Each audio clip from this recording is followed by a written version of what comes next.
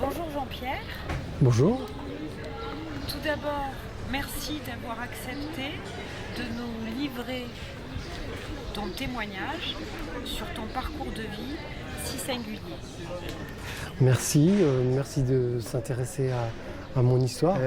Effectivement, comme ça, en réalité, on me paraît que les choses sur ma vie sont simples. Mais au fur et à mesure du temps, je m'aperçois que j'ai quelque chose qui n'est pas banal. Et moi, venant de Normandie, issu d'une grande fratrie, un jour, comme ça, au hasard, j'ai le boulanger de campagne qui vient chez moi.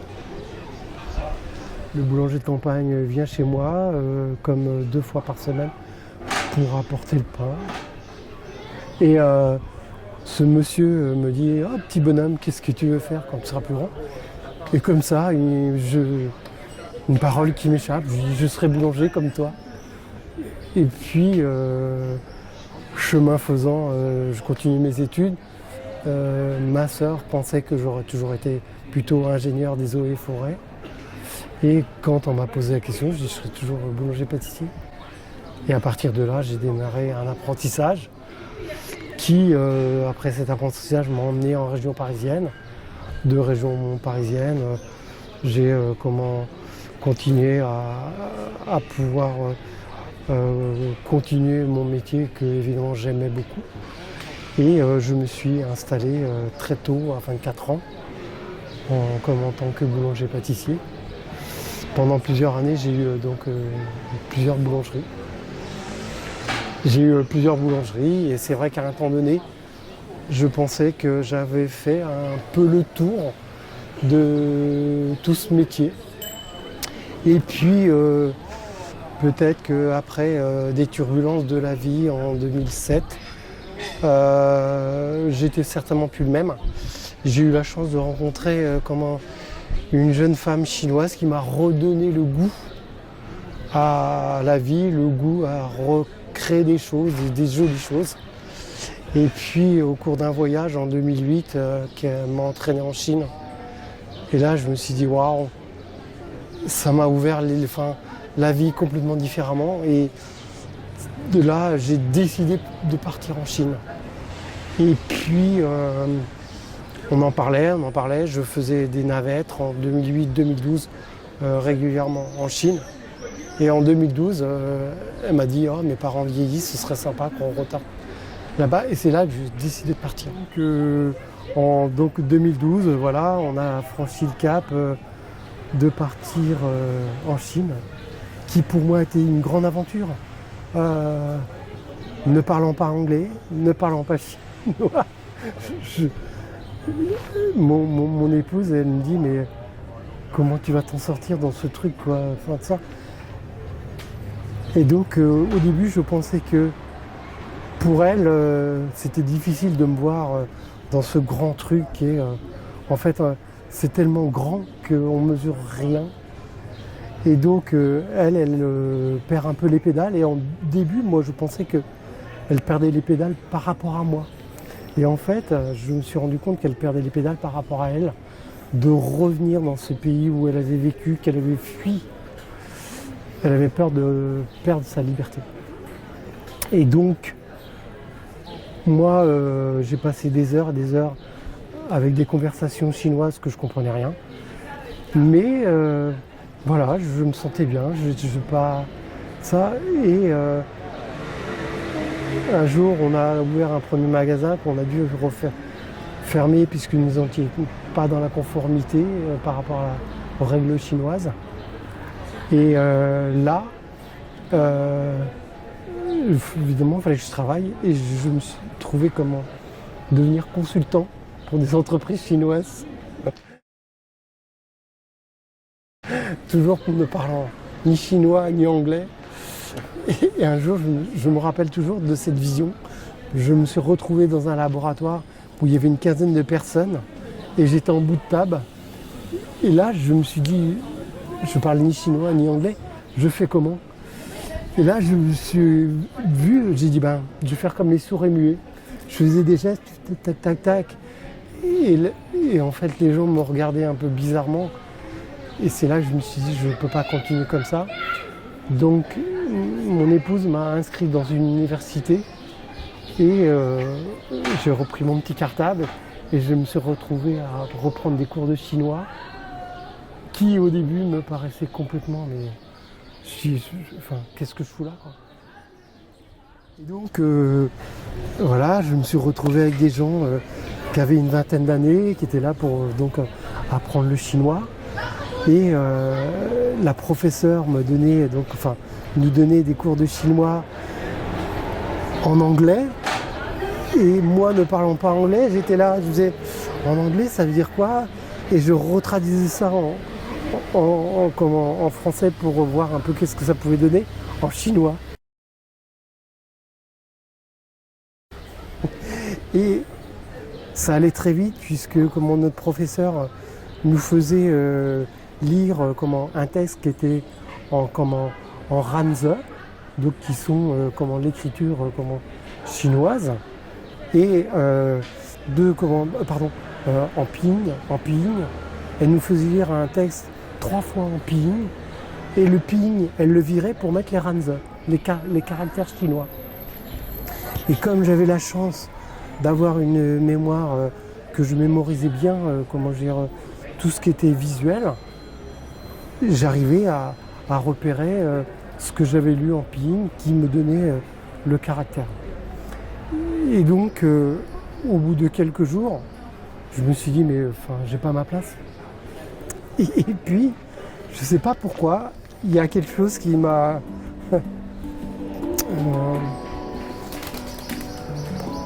Excuse-moi. À travers dans l'école où j'étais, un matin, je me suis mis à repenser à mon père qu'il avait étudié jusqu'à l'âge de 26 ans en cachette en étant toujours l'espoir de devenir professeur. Mais en étant fils d'agriculteur, il n'avait pas pu réaliser son rêve. Et là, je me suis dit, quand même, toi, tu as la chance qu'on te donne la chance d'étudier. Et toi, tu fais le difficile parce que blablabla. Et puis là, je sais pas, il y a eu une sorte de déclic que c'est devenu facile. Que l'anglais, c'était plus l'obstacle, ça. Et que j'arrivais à assimiler le chinois. Et donc, tant et bien, voilà. J'ai commencé pendant 6 mois, j'ai appris le chinois. Et le matin, je faisais mes cours de chinois. Et l'après-midi, j'étais consultant dans les entreprises chinoises. Et donc, au fur et à mesure de ça, mon épouse, elle m'a dit, on peut retrouver un emplacement pour ouvrir à nouveau une entreprise. Et donc là, un jour, on se baladait et je lui dis, cet endroit est vraiment fabuleux, quoi. Une boulangerie française, c'est vraiment l'endroit idéal. Et elle a été voir un type qui était dans un magasin. Elle lui a dit, vous voulez pas vendre votre magasin? Le type dit, de toute façon, je travaille pas, j'aimerais bien, mais personne ne l'achète et tout ça. Elle dit, moi, je vous le propose de le reprendre.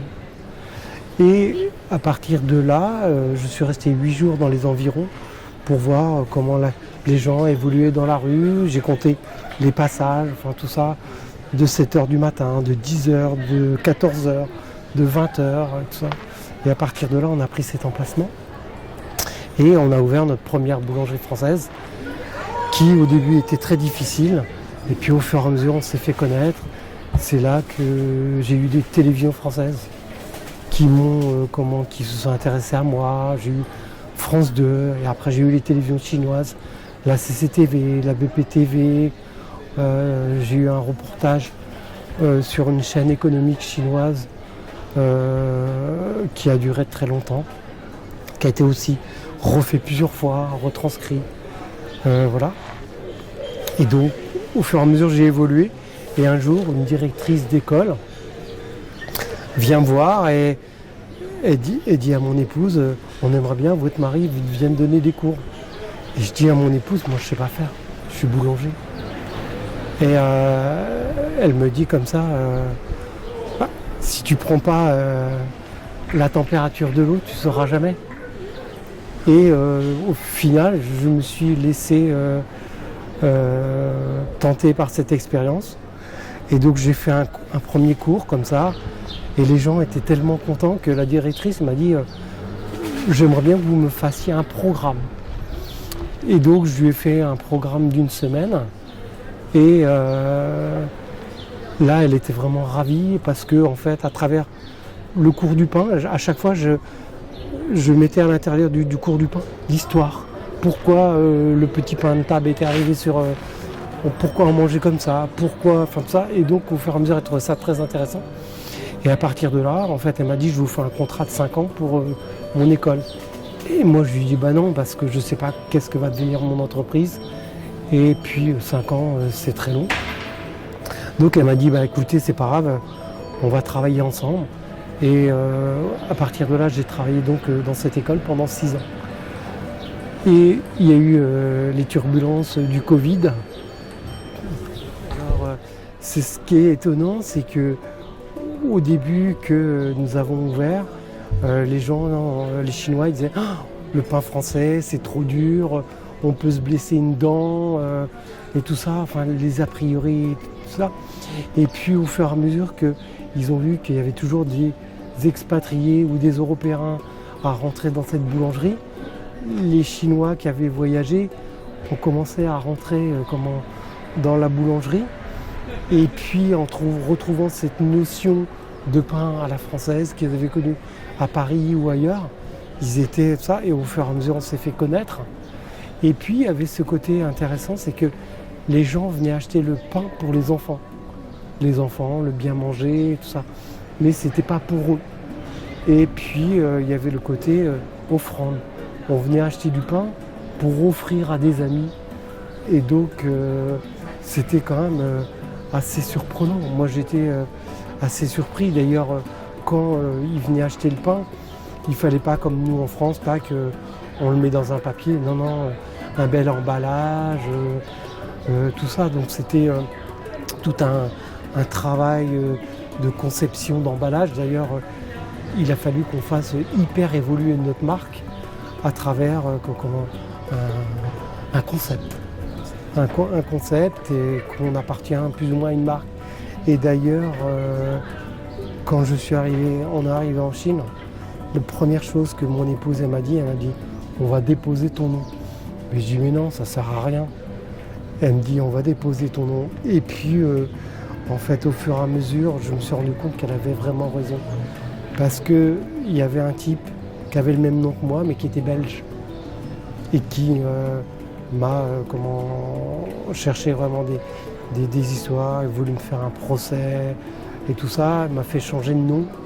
Et moi, je me suis bagarré pendant des années à vouloir exploiter mon nom, mais je n'arrivais pas à l'exploiter correctement. Et là, en 2021, quand il y a eu vraiment le Covid, c'était vraiment très compliqué. Lui travaillait moins bien et moi aussi, de toute façon. Il a cherché à profiter il a dit, ben voilà, j'ai le même nom que vous, mais je peux exploiter votre nom.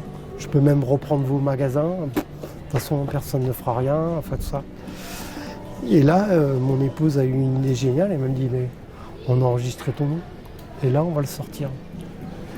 Et donc, on a sorti mon nom qu'aujourd'hui, j'exploite. En Chine. En Chine. Alors qu'avant, je ne pouvais pas l'exploiter correctement. Et donc, aujourd'hui, tu vas sûrement revenir en France pour exploiter ce nom aussi, mais en France. Comment tu as décidé de revenir en France ? Alors, mon idée de revenir en France jusqu'à, jusqu'à même cette année que je suis revenu comme ça pour passer quelques jours ou quelques mois ici pour profiter de ma famille, puisque j'ai 2 enfants ici. Et donc, en étant très loin de là-bas, sans les avoir vus, donc j'étais content de revenir, mais je n'imaginais pas que le Covid allait me pousser à revenir ici et à me pousser dans des retranchements de réflexion différents, de se dire est-ce qu'il faut continuer une vie ici ou une vie là-bas. Je vais vous faire juste un petit exposé, c'est-à-dire que je me suis retrouvé, dans une situation difficile. Je suis arrivé en Chine et nous étions, mon épouse et moi, confinés soi-disant pour 14 jours. Et donc mon épouse venait de me dire la veille, elle me dit bon c'est génial, on est confinés mais on est ensemble, c'est quand même plutôt sympa. Et en fait au bout du 4e jour, on est venu me chercher en me disant que j'avais un peu le Covid. Et là je me suis retrouvé dans une spirale qui m'a complètement un peu anéanti. C'est-à-dire mis à l'isolement pendant 2 jours dans un espace, enfermé avec une caméra, porte fermée, une petite trappe pour me passer la nourriture. Et puis à partir de là, trouvé dans un hôpital pendant 8 jours, avec des examens, mis sous oxygène et tout, alors que je n'étais pas malade. Après j'ai été remis dans un autre centre pendant 14 jours, pareil, toujours enfermé, tout ça. Et puis ensuite retrouvé dans une résidence où là, je pensais qu'on allait avoir un mode de vie très sympa, qui au bout de 24 jours, je retrouvais mon épouse, que je pensais qu'on allait être à la fois à nouveau réunis. Et puis en fait, au bout de 3 jours, on a été à nouveau séparés, puisque elle a pu rentrer à Pékin, et moi, je ne pouvais pas rentrer. Et là, je me suis retrouvé dans cette résidence enfermée pendant 1 mois et demi. Et en fait, là, j'ai senti que tout se dérobait, que je ne pouvais plus du tout contrôler quoi que ce soit. C'est sûrement une bonne raison pour revenir en France. Oui, là, c'est une bonne raison. C'est de se poser beaucoup de questions. En fait, je considère... en fait, je vois la vie complètement différemment, quoi. Aujourd'hui, je me pose vraiment beaucoup de questions. Voilà, aujourd'hui, j'ai la chance, je suis à Paris, j'adore l'histoire de Paris. En bonne santé. Et puis, je viens à nouveau d'avoir la chance d'avoir mon épouse qui a pu revenir au bout de plus de 3 mois et demi en Chine. Et donc à nouveau on est réunis. En fait c'est bizarre mais on savoure chaque instant. C'est-à-dire qu'on est capable de se mettre dans un banc, d'être émerveillé devant un bouquet de fleurs ou je sais pas quoi. Ça paraît complètement absurde, mais c'est ça, quoi. Et donc évidemment les choses, je sais pas, l'avenir le dira, quoi. Qu'est-ce que je ferai? Est-ce que je décide de refaire quelque chose en France ou je décide de repartir en Chine pour quand même voir l'évolution des choses. Alors je voulais dire à travers comment ça, c'est que j'ai trouvé ça quand même très, je dirais, à la fois sympathique, c'est-à-dire que donc me retrouvant dans cette maison pendant 1 mois et demi. Alors on va le dire. Ça m'a poussé dans mes retranchements. On va le dire. Oui, là, l'introspection. Tu veux parler de ton introspection là-bas? Tout à fait. Peut-être t'amène finalement à revoir les choses. Ouais, et puis en fait d'arriver à faire des choses avec peu de moyens. En fait je voulais rajouter quelque chose comme ça qui paraît ça, mais quand j'étais enfermé dans cette maison, évidemment il y avait beaucoup de moyens, je manquais rien dans cette maison. Mais ce que je manquais, c'est que les éléments pour se nourrir correctement, nous Français, la base de nourriture, c'est quand même très important. Et comme étant enfermé 1 mois et demi là-bas, le gouvernement chinois avait décidé que toute nourriture ou tout colis avec des victuailles était interdit. Donc les premiers 5 jours, parce que mon épouse pensait que ça allait s'ouvrir rapidement, elle m'a fait livrer un assortiment de légumes et puis avec un peu de jambon, enfin des choses comme ça. Mais au bout de 1 semaine, j'avais plus rien à manger. Et là, je me suis dit, c'est vraiment compliqué. Et donc, elle est rentrée en contact avec des gens qui étaient dans une résidence voisine, Et elle leur dit est-ce que vous pourriez donner des choses à mon mari parce que il est étranger et puis il n'a rien à manger quoi. Et les gens disent on a de la farine. Et je lui ai dit moi la farine ça me va. Et ils m'ont livré un sac de 10 kilos de farine. Et à partir de là je me suis dit mais ok j'ai la farine mais j'ai rien pour aller. J'ai des œufs et j'ai de l'huile. Et donc à partir de là j'ai dit je peux arriver à faire quelque chose. Et de mon précédent confinement il me restait un vieux pain mis tout sec que j'ai fait mis dans de l'eau chaude à 35 degrés avec des épluchures de pommes et que j'ai laissé fermenter pendant 4 jours. Et là j'ai vu l'évolution, j'ai dit je suis proche de faire un levain. Et donc j'ai dit ok j'ai un levain et là j'ai décidé de faire un premier pain qui avec beaucoup de succès j'ai obtenu donc un premier pain et j'ai gardé un morceau de pâte et après j'ai refait d'autres pains et à partir de là je me suis dit je peux en faire d'autres choses. Donc j'ai fait une brioche avec de l'huile et des œufs. Et puis un jour je dis j'ai rien à manger, mon pain sec le matin et puis un mauvais café, ça. Je dis ce serait sympa quand même d'avoir quelque chose. Et donc la voisine m'avait donné du lait et comme moi je bois pas de lait, j'ai dit je vais faire réduire ce lait pour faire une crème de confiture de lait.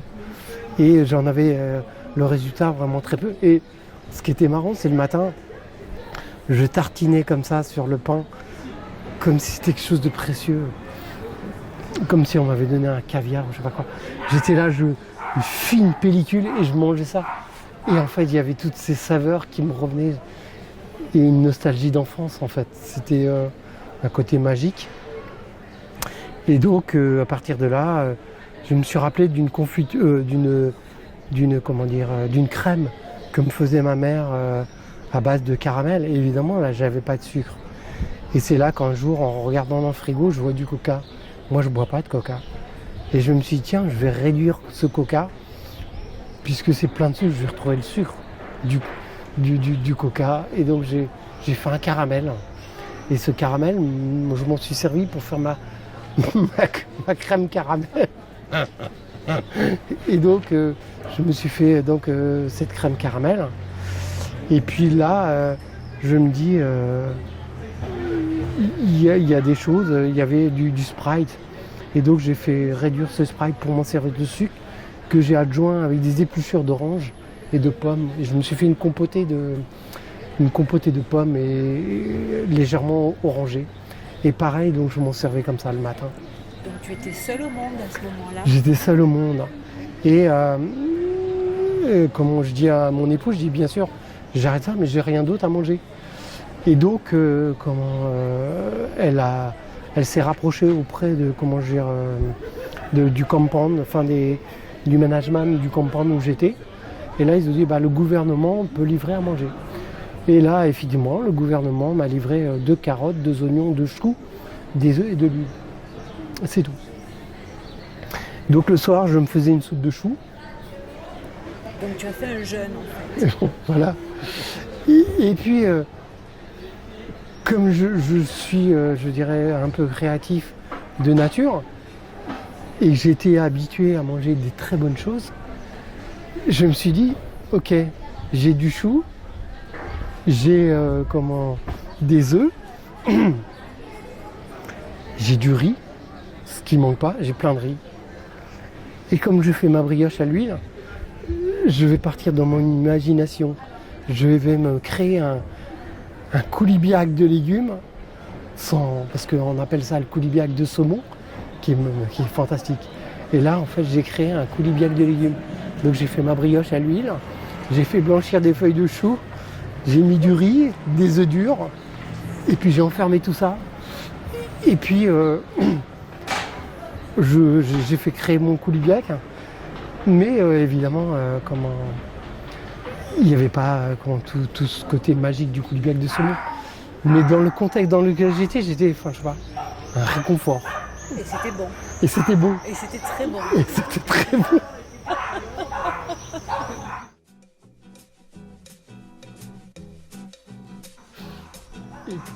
juste pour finir. Et au bout de quelques jours, en fait, ça devenait vraiment tendancieux parce que il fallait quand même que je mange. Et donc, mon épouse a dit aux voisins, mais mon mari a rien à manger. Et donc, les voisins m'ont donné 10 concombres et 6 feuilles de céleri. Et en fait, le midi, j'étais là, je mangeais un concombre comme ça, comme ça, cru. Et le soir, une soupe de chou.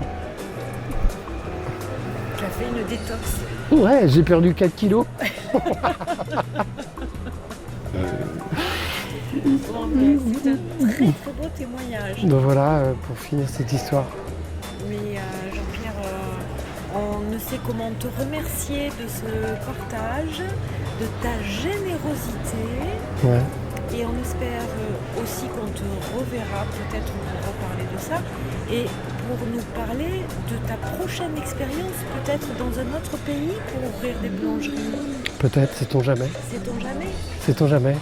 Parce que, en fait, en faisant ce métier, je me suis aperçu que c'est un métier que je peux l'exporter partout, Ah oui, dans le monde entier. Et en plus, l'expérience de Chine m'a apporté que, en fait, la barrière de la langue, pour moi, c'était pas un problème. Je me suis rendu compte que je pouvais être à l'aise partout.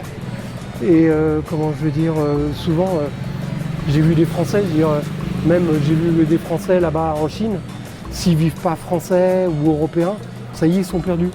Moi, non, je m'adapte. En fait, je me suis rendu compte de ça, chose que je connaissais pas, mais je me suis rendu compte que là où j'étais, ben voilà, je m'adaptais. Je m'adapte à manger du riz, je m'adapte avec les gens avec qui je suis, je m'adapte. Donc au final, cette expérience a été plutôt positive. Tu en as tiré du positif. Ouais, c'est-à-dire que pour moi, quelque chose qui paraît comme ça sur un aspect négatif et difficile, j'en ai comment retiré beaucoup de positif. Et puis, je dirais, appris sur moi que, bien sûr, je savais que j'étais créatif, mais d'être dans un retranchement, dans une situation difficile, c'est ça, tout à fait. Et puis, en fait, de réfléchir. Et c'est ce qu'on appelle aussi, c'est ce qu'on appelle aussi transformer le plan en or. Tout à fait, tout à fait. Donc tu es un boulanger alchimiste. Un peu. D'ailleurs, j'ai écrit beaucoup de choses parce que je trouve que, en fait, dans mon magasin, j'ai écrit plein de phrases qui, pour moi, vont ensemble avec que ce soit la pâtisserie et le pain. Je dis que le levain, c'est comme l'amour, demande beaucoup d'amour, beaucoup d'attention. Et en fait, si on n'a pas ça, on ne peut pas arriver à faire un levain correct. Voilà, donc sur les vitrines de mon magasin, il y a plein de petites phrases pêle-mêle que j'ai écrites comme ça. D'accord, comme laquelle par exemple? Eh bien, comme sur le levain, ou la pâtisserie est une convoitise, une friandise, que on ne peut que l'apprécier parce que c'est quelque chose de sensuel. Voilà, quoi. Plein de petites phrases que j'ai écrites comme ça dans mon magasin. Symbolique. C'est ça, Symbolique. tout à fait. Et donc tu es la preuve que de rien on peut faire un tout. Exactement, c'est ça. Et je pense que cette richesse, je l'ai toujours dit d'ailleurs, surtout en venant à Paris, que évidemment ici il y a beaucoup de richesses. Mais je pense que la richesse du cœur, c'est une des plus belles richesses.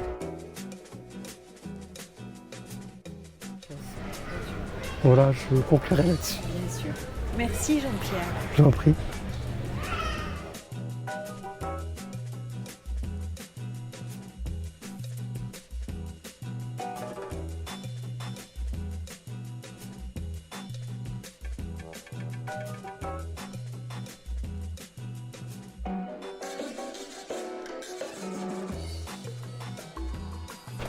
C'est bizarre, mais on savoure chaque instant. C'est-à-dire qu'on est capable de, de se mettre dans un banc, d'être émerveillé devant un bouquet de fleurs ou je sais pas quoi. Ça paraît la richesse du cœur, c'est une des plus belles richesses.